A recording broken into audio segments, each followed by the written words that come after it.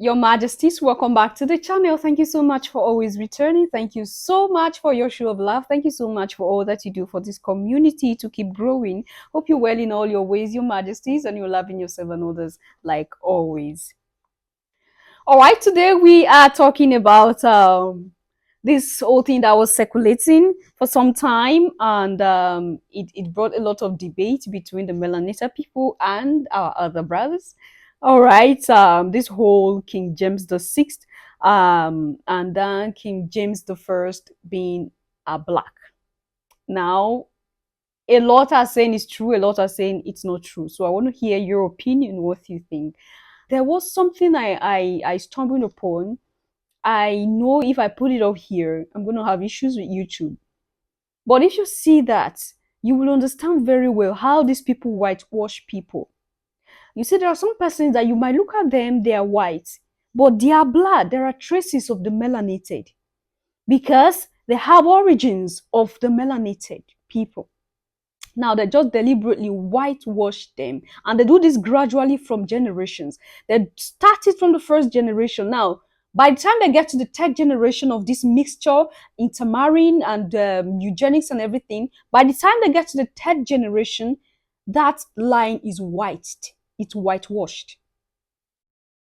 It's only in their blood that that trace of that DNA, that little trace of the melanated people will be seen. I don't know if you understand this, but it's good we understand so that we know the basis which we are talking from. Now, when they were talking about was it Megan? One, it should be someone from the royal family. All right. When they were talking about um one of them having a melanated origin.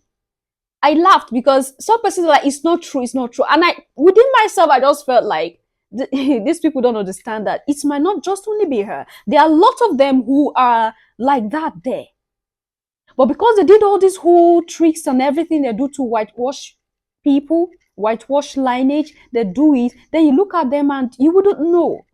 She's not the only one that would have this. And then, little do I know that there's something already going on online that a lot of persons are debating about. I would want you to take a look at this and His history. King James VI, because he was the sixth James that ruled Scotland, and first James that ruled England, and the reunion of Christendom, W.B. Patterson.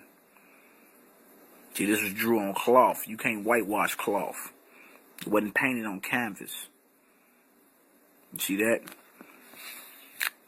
So, let's get into it. It says, James VI and the first, the cousin of Elizabeth I, became king of Scotland and England and was succeeded by his son Charles I, who fathered Charles II, a tall, curled-mouthed, black-skinned, and curly-haired man known in England as the Black Boy. And all you got to do, if you think that's a lie, Google the Black Boy Inn in England, and that's a hotel that's going to pop up, and it's a picture of a colored person on there with some nappy hair. The Black Boy Charles II's great-grandmother was Mary, Queen of Scots. That's King James' mama, who was a dark, olive-skinned woman, and olive's only green or black, so please, stop all that madness. Many of today's images of the black rulers of Europe are falsely propagandized as white people. Propaganda.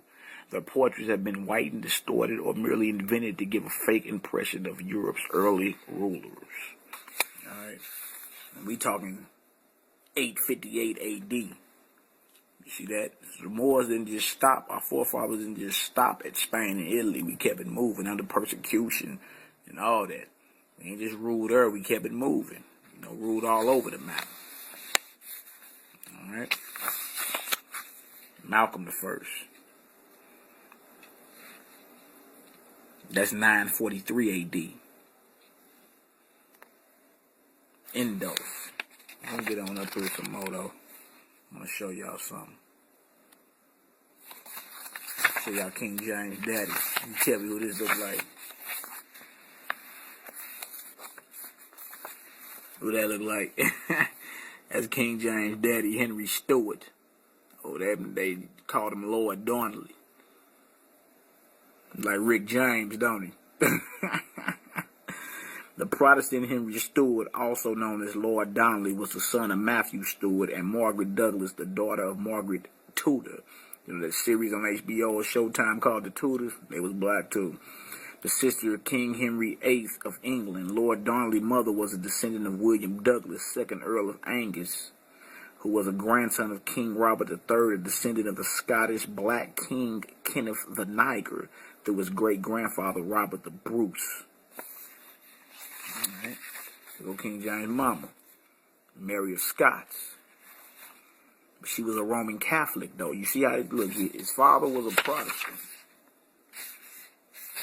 Mama was a Catholic, showing you that, look, we the same people, but we divided in belief.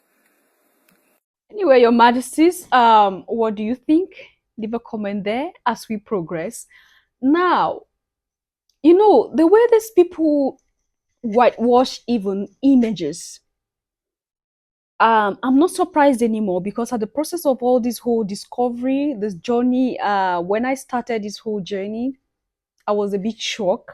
But later, as I started going through everything, reading some things, you know, trying to enlighten myself, I just discovered that it's just in their habits, because the rate at which they whitewash pictures, most of the pictures you see in Europe and America are all whitewashed. Now, if you check the history behind some of those monuments, you see that it's good, you know, like some persons will say, the reason why they don't want you to go back to history is because the backer you go, the blacker things get.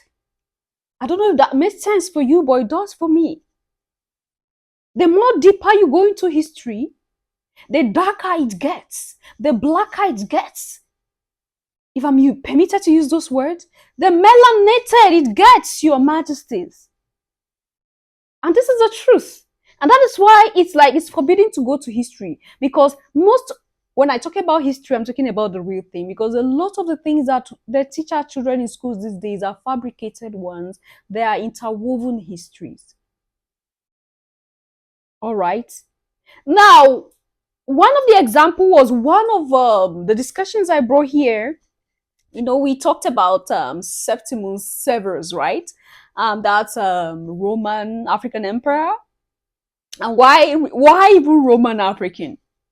It's because of all these whole invasion, intermarriage.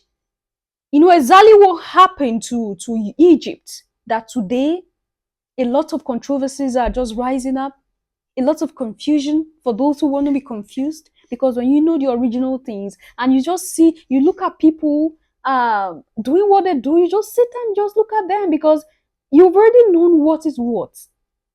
You've already known what is what. Now, you know, Your Majesties, while we were discussing about Septimus, we discovered that the bust of Septimus that is laying there, where it is right now in Europe, is alabaster white. But originally, is that how it was? No. Because he is a melanated man from North Africa. But what happened these days? Now, when you look at that bust right now, maybe I'm going to show you some of the picture. You look at this bust right now and you compare them. There is a lot of difference. Are they colorblind? No. They know exactly what they are doing. And why do you think they do this thing? Is to whitewash everything in history. And this is the first process. The first process is whitewashing images. So by the time they whitewash images, you see they gradually begin to turn the hair. Because from the hair, even if they whitewash, they change the color, you begin to see that the features are not features of a white person. These are features of a melanated. They gradually start changing from the hair. From woolly hair, they start changing it to either bone, straight bone hairs, or whichever hair they want to add there. These things are done deliberately to divert people's attention, to change history right before our eyes. And then we look at these things as, no, it's not a crime. This is a big crime, Your Majesty, because you're depriving people of their original history. You deprive humanity of the real thing. This is a crime. It's a big one. And it's because there were no people to question, why do you do this? We were so occupied with slavery. They occupied us with slavery and other inhuman attitude, so we never had the time to even look at what they were doing. And that was why they got this upper hand to change the whole thing.